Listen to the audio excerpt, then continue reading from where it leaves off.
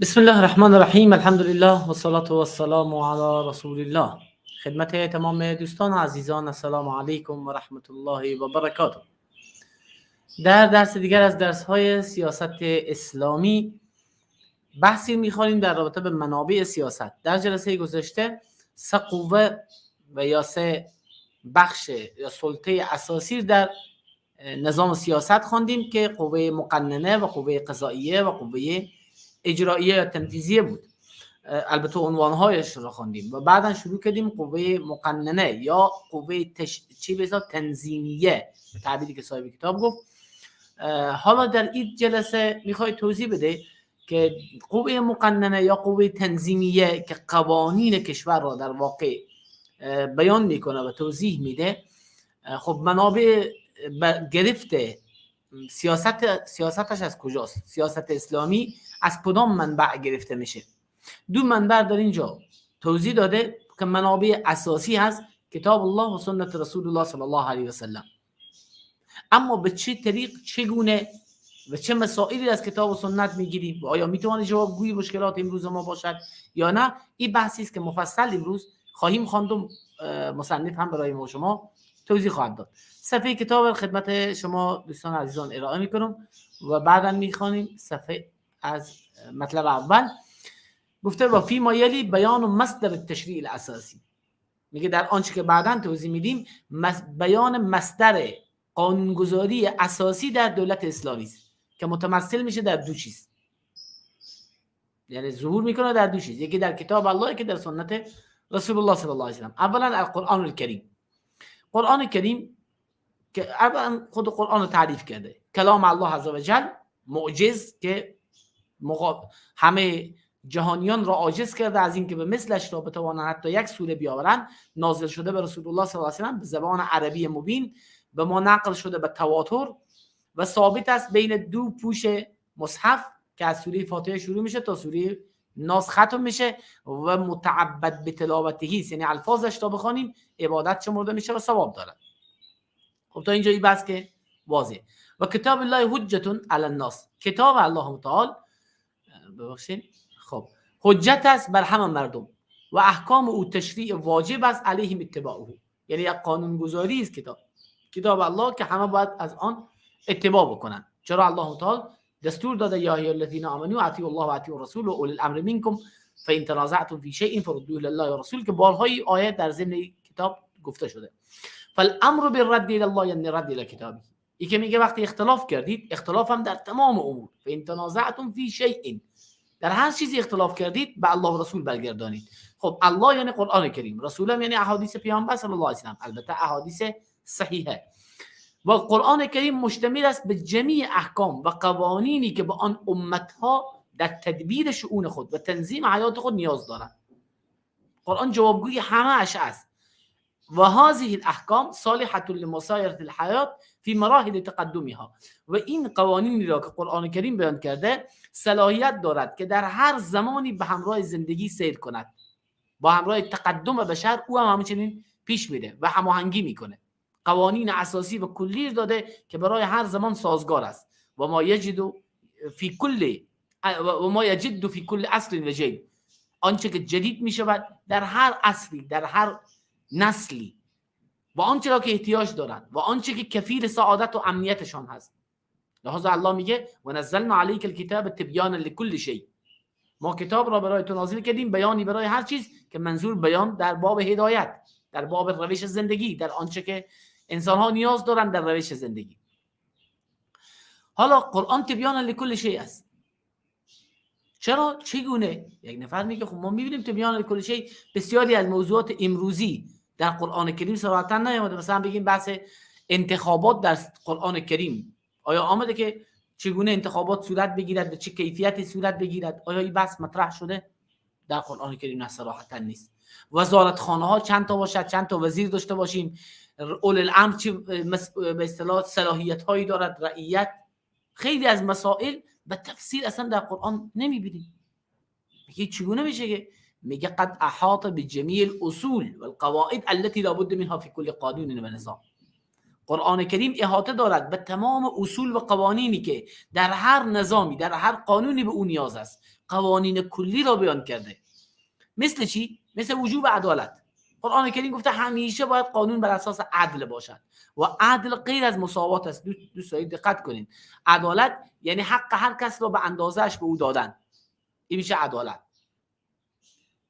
و شورا دیگه قانون که این در هر زمانی در هر مکانی از عدالت، از وجوب عدالت کسی بی‌نیاز نیست. هیچ امکان نداره قانونی بسازیم که در او عدالت نباشد و او قانون خوبی باشد. پس تا قیام قیامت این قانون خوبی است که الله دستور داده. دوم شورا. بشر خیلی اوقات در طول تاریخ نفهمیده که شورا چیز خوبی است. خیلی اوقات استبداد کرده، زورگویی کرده. اما قرآن کریم از اول آمده بیان کرده که بر اساس شورا باید کارها پیش بره. قانون کلی رو داده. حالا بر اساس شورا میتونیم که انتخابات ما چگونه باشد و موضوعات دیگر، شورا و مشوره او رو باز مشخص میکنه. و رفع الحرج، قانون رفع حرج داده. و ما جعل علیکم فی الدین من حرج، الله در دین برای شما سختی قرار نداده. جایی که سختی آمد، یک چیزی بود که حالت استثنایی بود، حالت اضطرار بود، حکما بر همون اساس باز داده میشه. میبینیم که حتی گوشت خوک در حالت اضطراری حلال میشه. حالا به مثل او در امور سیاسی هم اگر یک حالت اضطراری وجود داشت، میتونه یک حکم حالت اضطراری باز داده بشه. البته نه به حکم فردی استبدادی، بلکه به مشورت اهل فهم و کسانی که متخصص بحث هستند. و رفع ضرر، قانون رفع ضرر قرآن کریم داده که ضرر در دین ما نداریم. چیزی که سبب ضرر به جامعه میشه، به ملت میشه، به مردم میشه، این نباید باشه. البته که تشخیص بشه که چی ضرر است، چی ضرر نیست، چگونه باید رفع بشه، چگونه نشود، این واسه اون متخصصینی و کار میکنن روی او توضیح میدن. به هر حال رفع ضرر باید بشه. البته گاهی اوقات باز بین دو ضرر قرار میگیریم که مجبوریم ضرر کوچکتر متحمل بشیم. اینا مباحث بسیار دیگه بسیار مفصلی است. و رعایت حقوق برای اصحابش، اعطی کل ذی حق حقه که پیامبر صلی الله علیه و سلم میفرماید. هر کس حق او باید بدید. و اداء الامانات الی اهلها، امانت رو به اهلش بسپرید. قرآن کریم میگه یا ایها الذین آمنوا ان الله یأمرکم ان تؤدوا الامانات الی اهلها. الله دستور میده که امانت ها رو به اهلش بسپرید. یعنی چی؟ یعنی وظایف رو به اهلش بدهید. این قانونی است که در هر زمان در طول تاریخ جهان تا زمانی که قیامت بشه مردم به این نیاز دارن. وظیفه باید به اهلش سپرده بشه، بر اساس به اصطلاح قوم و نژاد و قبیله و پارتی اینها نباشد، بر اساس صلاحیت باشد. قرآن این قانون داده. و رجوع به مهام الامور الی اهل ذکر، قرآن قاعده داده که جاهایی که امر مهمی بود به اهل علم، به اهل فنش مراجعه کنید. فاسالوا اهل الذکر ان کنتم لا تعلمون. و هر فنی باز اهلی دارد از خود، از اهلش سوال کنید. موضوع طبی بود از اطباء میپرسید. موضوعی که به انجینری ربط داشت از انجینر صاحب با مهندسین میپرسید. و همچنین موضوعی که به مسائل قانونی ربط داشت از کسایی میفهمین که به قانون میفهمن، قانون اسلام یاد دارن، کتاب و سنت درست یاد دارن. و همچنین موضوعات دیگر. و ما الی ذلک من المبادئ العامه، و دیگر قوانین کلی و عمومی که قرآن کریم بیان کرده. التي لا يستطيع ان يشذ عنها قانون يراد به صلاح الامه، امکان ندارد که از این قوانین کلی قرآن کریم یک قانون بیرون بشه، یک مسئله بیرون بشه که او به صلاح امت باشد. تمام آنچه که به صلاح امت است در تحت قوانین کلی داخل است. خیلی حال وقتی میگه که به قانون قرآن میگه برادر یعنی به شطور بریم، به حج بریم. برادر این بحث کجاست و کجاست؟ قوانین کلی لیلا باید چی بشه؟ مراعات بشه. و موضوعات دیگری که بیشتر توضیح میده. و القرآن تبیان لکل شیء، قرآن بیانی برای هر چیز است، از این جهت که احاطه داره به اصول ما یلزم الحفظ المقاصد. یک اصول قرآن کریم بیان کرده که مقاصد اصلی زندگی که امر دین و دنیا بر اون است، او رو حفظ میکنه. یک قواعدی داده که سبب حفظ مقاصد اصلی دین و دنیا میشه. و او چیز و بالمحافظه علیها، و به او مقاصد که بعدا میخوانیم که 5 تاست. دین اصلا آمده تا 5 چیز رو حفظ کنه برای ما. و اگر اونها حفظ شود شأن افراد و جامعه و همه چی میشه؟ حاصل میشه، یعنی منظم میشه، به صلاح در میایه. این 5 تا چیز: دین، نفس، عقل، نسل، مال. دین آمده که حساب قرآن بیان کرده برای ما که دین باید حفظ بشه، اعتقادات مردم از شرک، از خرافات، از افکار غلط باید نجات پیدا بکنن، عقیده صحیح باید باشه. دوم هدف این که چرا ما اصلا در دنیا آمدیم، هدف خلقت چیست. دوم این که و میبینیم خیلی کسایی که این مفکوره ندارن روانی شدن، حتی دیوانه شدن، خودکشی کردن، چون دیده که زندگی پوچ شده برایش.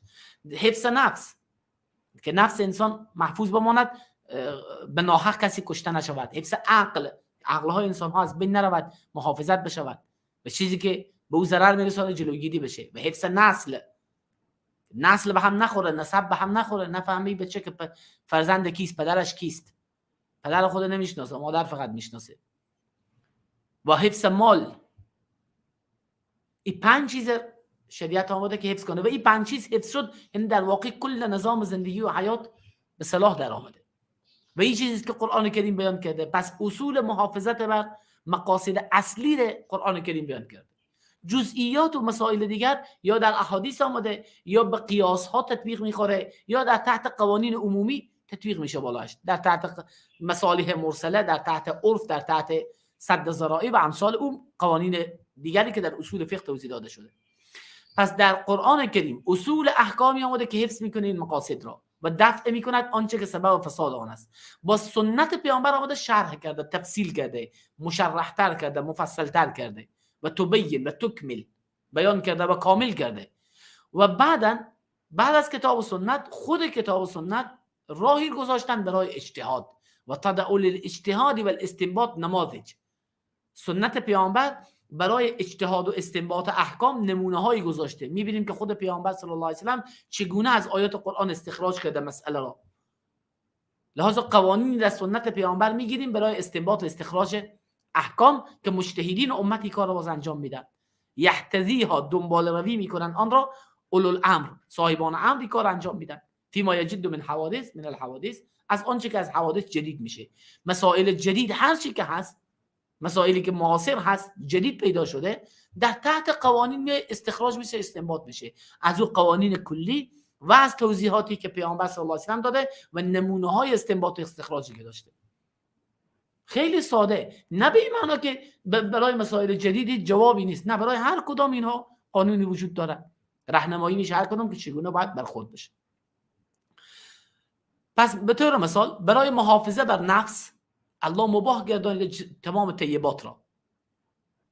احل لكم الطیبات و احل لكم الطیبات یا احل لكم الطیبات و حرم علیهم الخبائث. احل لهم الطیبات، طیبات پاکیزگی ها الله حلال کرده برای انسان ها، برای حفظ نفس است. بیع و شرار الله حلال کرده برای حفظ نفس است و همچنین برای حفظ مال. و شرع ما یمنع الاعتداء علیها، آنچه که سبب تجاوز بر انسان ها میشه اون الله منع کرده و به همین خاطر قصاص واجب کرده که اگه کسی را بکشد قصاص میشه تا جلوگیری کند از قتل. و گفته ولکم فی القصاص حیات یا اولی الالباب، ای صاحبان عقل، در قصاص برای شما زندگی است، سبب میشه کسی را نکشد، بترسد. و فرض دیت تعیین کرده، دست کسی رو بشکنی اینقدر باید دیت بدی، موتر خودت تیز میرانی، نفر کشتی باید دیت بدی، قتل خطایی کردی یا یکی از اعضای بدن او شکستی و امثال او. ولی المحافظه علی العقل، برای محافظه بر عقل میبینیم مباح کرده آنچه را که کفیل سلامت آن است و حرام کرده آنچه که سبب فسادش است. از عقل درست استفاده کنیم. بارها در قرآن تعقل و به اصطلاح از عقل استفاده کردن را الله ستوده و تعریف کرده و کسایی که از عقل استفاده نمیکنن الله اونها رو مذمت کرده و حرام کرده شراب را، چرا؟ چون سبب میشه که عقل از بین بره. مواد مخدر همچنین و وعید داده برای او و امر کرده که جزا به او داده بشه تا کسی وسیله استفاده نکنه، عقلها سالم بماند. انسانها واقعا به نفس خود نیاز دارن، به دین نیاز دارن، به چی نیاز دارن؟ به عقل خود نیاز دارن. اینا مسائلی است که اصول مقاصد حیات و زندگی است در دنیا و در آخرت. و برای محافظت بر نسل و بقای نسل ازدواج را مشروع کرده. ازدواج کنید تا نسل باقی بماند. تشویق کرده به ازدواج، حتی او را ثواب حساب کرده. ازدواج ثواب دارد، در ازدواج سنت پیامبر زنده میشه و در ازدواج برای شخص مزد داده میشه، در نفقه‌ای که برای خانم خود میدهد، برای اولاد خود میدهد، برای او ثواب است. و زنا را حرام کرده چون نسل به هم میخوره، معلوم نمیشه بچه از کیست، نسب به هم میخوره کلا. و حد را تعیین کرده، در آن جزا تعیین کرده و برای محافظت بر مال نظام معاملات را گذاشته. غش را به طور مثال حرام کرده، خیانت در معامله را، تقریر، فریب بازی در معامله را حرام کرده، سود را حرام کرده و هر چیزی که مال مردم در آن به باطل خورده بشه حرام کرده. چیزهای مختلف و متعدد، بیوع فاسد، معاملات فاسدی که وجود داره. و فرض کرده زمان متلفات را، چیزی تلف شد تاوان برای او تعیین کرده. این که بین مردم عوام مشهوره که تاوان حرام است، اینا حرفای عامیانه و افرادی است که چیزی از دین نمیفهمن، نادان هستند. وگرنه ما در کتب فقهی کتاب‌های مستقل داریم، کتاب الضمانات، کتاب تاوان‌ها. مال کسی تلف کنی تاوان داره، البته بستگی داره، حالات مختلف، کجا تاوان دارد کجا تاوان ندارد، این بحث دیگری است. و این که بعضی میگن که اون ملا صاحب گفته که قوچ او تاوان دارد و چون تبر او تاوان ندارد، باز یک عبارت هم درست کردن، عبارتی که فارسی است. معلوم میشه کسی که درست کرده آدم بی سواد بوده. به گفته بعضی از دعوتگران شنیدم میگفتن که اصلا کلا دیده کمونیستا درست کردن. امروز میبینیم مسلمان‌ها ما فکایی درست کرده میگه، در حالی که اینا به اسلام هیچ ربطی نداره. پس فرض کرده زمان تلفات را و شرع الحد فی السرقات، در دزدی حتی این کرده که کسی مال کسی دزدی نکنه و احکامی را مشروع گردانده لخدمت هذه المقاصد، برای این مقاصد پنجگانه الله تعالی قوانینی داده تا اینا حفظ بشه. قصدت فی ذلک الامرین، که دو امر در این احکام وجود داره. یکی این که اولا همین 5 مقصد، دین، نفس، عقل و نسل و مال، اولا اینا حفظ شوند در اصل وجود خود، تقویت ارکان آن، معامله بشه، حفظ نفس چگونه بشه، ازدواج صورت بگیره، اینا اصل است، به اعتباری که اینا تقویت بشه ارکانش و تمکین بشه قواعدش و در رابطه به دین هر کدام. یکی برای حفظش، حفظ بقایش، حالا موجود هست، برای بقایش قوانین داده، حفظ بقای آن به حمایتها من عوامل الفساد، او را حمایت کرده از عوامل فساد و از اسباب انحلال، یعنی به همریزی و خراب شدن. و هذه الاحکام المتنوعه على مراتب درجات ثلاث، این احکام باز به 3 درجه هست. الله تعالی دقت کنید، یک موضوع جمع‌بندی بشه، متوجه بشین. قرآن کریم تبیانا لكل شیء هست و در باب سیاست برای ما قوانین عمومی داده، ما از این قوانین عمومی استفاده میکنیم. و همچنین قرآن کریم بیانگر مقاصد 5گانه اصلی زندگی است که سعادت دنیا و آخرت ماست و برای حفظ این 5 مقصد الله تعالی قوانینی داده و این قوانین به 3 دسته میشن. بعضی از اینها مرتبه ضروریات است، بعضی مرتبه حاجیات، بعضی مرتبه تحسینیات. منظور از مرتبه که این اصلا بحث فهمی علم در علم مقاصد الشریعه بحث میشه، اصلا علم مستقلی است، فقه المقاصد. ان شاء الله در این مورد بعد از فقه سیاست فقه المقاصد خواهیم خوند ان شاء الله، یا بعد از فقه عقلیات خواهیم خوند. خب این شاید دیرتر تمام بشه. و حالا میایم حفظ مرتبه ضروریات. ضروریات اموری است که بدون او امکان حصول یک مصلحت نباشد و هی التي لابد منها فی قیام المصلحه الخاصه بها. همین مصلحتی که خاص به این حکم هست، به همین ضرورت هست، امکان نداره بدون آن. حتما باید این چیز باشد که این ضرورت حاصل شود. حالا چی میخوای، ضرورت دینی باشد یا ضرورت دنیوی؟ پس عده‌ای از احکام را الله داده تا ضرورت ها برآورده بشه که اگر او احکام نباشد اصلا زندگی ممکن نمیشه دیگه. مثلا زندگی ممکن نمیشه به اعتبار اون مصلحت دیگه، مثلا در بخش دین، در بخش نفس، در بخش مال، در بخش نسل، در بخش عقل. فاذا لم تفرض اصول العبادات، اگر فرض نمیشد اصول عبادات و فرض نمیشد قتال کسایی که مردم را به فتنه میاندازن از دینشان و منع میکنن از دینشان، با اونها جهاد نمیشد، خب امر دین فساد میرفت، اما اصلا دین کلا از بین میرفت. عبادتی نباشد، جهادی در مقابل اسلام ستیزان، کسایی که بر علیه اسلام سلاح برداشتند و مسلمانان شکنجه و اذیت میکنند، اگر در مقابل اونها جهادی نباشد، خب دین از بین میره و تفوت المحافظه علیه، محافظت بر آن فوت بشه. و اذا لم تحل الطیبات، و اگر این که در بخش دین بود، اگر پاکیزگی ها رو الله حلال نمیکرد، اصلا میگه هیچ چی حلال نیست، نخورین هیچ چی، خب نفس از بین کاملا میمردیم.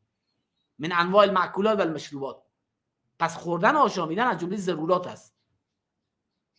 ببینید اینجا که ضرورات میگیم منظور بحث احکام نیست، فرض و واجب و احکام، نه، یعنی در زندگی ما یا در دین ما یا جمله ضروریات هست. بعضی اوقات میتونه فرض باشه، ضروریات که عموما فرض است در واقع. حالا خوردن به اندازه‌ای که از گرسنگی نمیریم فرض است. کسی به این اندازه نخورد که بمیرد گناهکار است. به این خاطر گوشت خوک تا حلال میشه در عالم و شخص لازم نخوره گناهکار است. ولم یشرع النکاح، اگر الله تعالی مشروع نمیکرد نکاح را و اصول معاملات را از خرید و فروش را و مشروع و فرض نمیکرد احکام جنایات را که در مقابل هر جنایت جزایی باشد و انواع حدود را، اختلت المصلحه الخاصه به حفظ الانفس، مصلحتی که به حفظ نفس، حفظ عقول، حفظ نفس، حفظ اعراض یعنی آبرو به مثل زنا و اینا که ربط میگیره، اینها کلا این مصلحت از بین میرفت. پس الله اینا رو مشروع کرده که اینها از بین نرود. پس ضروریات عبارت از احکامی است که بدون اونها امکان به دست آوردن اون مصلحت نیست. حالا چی از این 5 تا دین باشد، نفس باشد، نسل باشد، عقل باشد یا مال باشد. بریم مرتبه دوم، حاجیات. حاجیات عبارت از اموری است که به حد ضرورت نیست، اما اگر نباشد حرج و سختی واقع میشه در زندگی، مشکل ایجاد میشه. و هی التي یفتقر الیها لاجل التوسیع علی الانسان، اموری است که به اونها نیاز است به خاطر که وسعت و آسانی بیاد در انسان و ضیق، تنگی و مشکلات از او دور بشه و رفع ضیق عنه. و هی ادنى حالا من الضروریات، این ضروریات درجه پایینتر است. فانها اذا لم تراعى، اینها حاجیات اگر مراعات نشود بر او فوت مصلحت مرتب نمیشه. چنین نیست که خود مصلحت از بین نره، اما حرج و مشقت بالاش میآید. مثل چی؟ در قسم محافظت بر دین، رخصت هایی که در عبادات هست. شخص به سفر میره میتونه نماز قصر بکنه، حالا اگه پر رکعت دین از بین نرفته، اما یک حرجی برای خود درست کرده، به خاطر آسانی الله این اجازه داده بود. و همچنین در باب روزه میتونه بخوره، یا مسح بر موزه میتونه بکنه، در هوای سرد موزه میپوشه مسح میکنه، پا رو نمیشویه. اینا رخصتایی است در عبادات و اینها از جهت رفع حرج است. حالا کسی را انجام نداد برای خود سختی درست کرده. و از باب، اما چنین نیست که دین کلا از بین بره. و از باب محافظت بر نفس و محافظت نسب، عقل، مال مشروع کرده شرعیت ما لا یبلغ مبلغ الضروره. بعضی از امور در معاملات و در امور دیگر مشروع شده که اینها به حد ضرورت نیست و اگر نباشد مصالح عمومی اساسی از بین نمیره. مثل انواع معاملات، معامله سلام، مسئله شفعه، شکار حلال بودن و تمتع به انواع طیبات، از انواع و اقسام آن استفاده کردن، به خوردن، به سکنا گزیدن، به لباس، اینها که هست در حد حاجیات است. یعنی اگر اینا اجازه داده نمیشد سخت میشد زندگی، حفظ نسب و حفظ عقل، حفظ نفس، حفظ مال سخت میشد، اما نبود که کلا از بین بره. اینا میگن حاجیات، یعنی اموری که در حد حاجت و ضرورت است. و مرتبه سوم مرتبه تحسینیات. تحسینیات در حد حاجات نیست، اینا برای بهتر انجام شدن حاجیات و ضروریات است که اونا به شکل بهتری انجام بشه. و بعضی از اینا میتونه حتی در درجه فرض هم باشه که برای بهتر بودن است. و هی دون سابقته ها فی اعتبار، از اون دو در اعتبار خود پایین تر است. فلا تفوت بفواقاتها مصلحت اصلیه، یک مصلحت اصلی در زندگی دنیا از بین نمیره و بر عدم او حرج و مشقت مرتب نمیشه. اما اینها کمالاتی است که برمیگرده به عمل به مکارم اخلاق. به مکارم اخلاق شخص عمل بکنه، سخاوتمند باشد، شجاع و دلیر باشد، با دیگران خوش برخورد و خوش اخلاق باشد. اینا سبب میشه در عادات که از رفتار نیک داشته باشد، اینا هم سبب میشه بهتر زندگی کردن، روش نیکوتر زندگی کردن، به کمال زندگی کردن. مثال آن در محافظت بر دین، مثل که انواع طهارات مشروع شده، طهارت ها انواعش مشروع شده، غسل و وضو و امثال او، و اخذ زینت عند کل مسجد، ای که لباس مزین خود رو بپوشیم در وقت نماز، اینا همه برای کمال است. و از قسم محافظه بر نفس الرفق، نرمی بکنید برای خود، سخت خیلی تند نباشید، احسان و نیکی بکنید به دیگران. و آداب خوردن، آداب آشامیدن، به چی روش بخور، به چی روش بیاشام، اینا کمالات دیگه. اسراف در خوردن آشامیدن نکن، اینا کمالات ماست. و بعضی از این کمالات گفتیم به درجه فرض هم هست. و از قسم محافظت بر نسل، ترفق و رحمت در معاشرت زوجیه، در ارتباطات زوجیت بین زن و شوهر به همدیگر نرمی بکنن، مهربانی داشته باشند، اخلاق نیک داشته باشند، امساک به معروف داشته باشند، به نیکی زن را نگه دارد یا به زیبایی رهایش کند اگر ضرورت شد. اینا دیگه کلا برمیگرده به تحسینیات. و از قسم محافظت بر عقل، دور بودن از شراب و اجتناب از نگه داشتن است. حالا خوردن که از جمله ضروریات بود که حرامه، اما چون عقل کلا از بین میبره او، اما اینکه نگاه هم حتی به خانه خود او را نداره، این از جمله بسیار تحسینیات است. ولو مع عدم قصد استعمال، قصد استعمال هم ندارد، بازم به خانه خود نگه ندارد. این دیگه از باب تحسینیات و کمال هست. و از قسم محافظت بر مال التورع فی کسبه، وقتی مال رو بخواد به دست بیاره پرهیزگار باشه در کسب، از راههای نادرست به دست نیاره و قش و فریب و این کارا نکنه. خب اینا مقاصدی است که حیات انسان بالای او به اصطلاح قیام میکنه. وضع له القرآن القواعد والاصول، قرآن قواعد و اصول برای گذاشته. و قرر لكل نوع ما يناسبه من الاحکام، برای هر کدام احکام مناسبش را قرآن کریم داده. قرر هذه الاحکام کلیات، احکام کلی به او داده، و حتی فیها بعمومات، قوانین عمومی و کلی، و در بعضی باز فصل احکامها لحاجت الناس الى التفصیل. البته بعضی هم در قرآن به تفصیل باز بیان شده، مثل احکام میراث، اما تفصیل بقیه احکام میریم باز به طرف سنت. ثانیا السنه، باز میریم به سنت، میبینیم که خیلی چیزا رو اینجا تفصیل کرده. و باز بعد از سنت میبینیم باز بحث اجتهاد میشه، بحث اجماع امت میشه، بحث قوانین دیگری که در اصول فقه است، که بحث سنت را انشاءالله در جلسه بعدی خواهیم خواند. الله سبحانه و تعالی همه ما و شما را حفظ کند و در پناه خود داشته باشد و به ما بیداری بدهد که نظام اسلامی را به معنای واقعی آن بشناسیم و درک کنیم که چگونه میتواند سیاست اسلامی جوابگوی مشکلات امت در هر زمان باشد. سبحانك اللهم بحمدك اشهد ان لا اله الا انت استغفرك و اتوب الیک.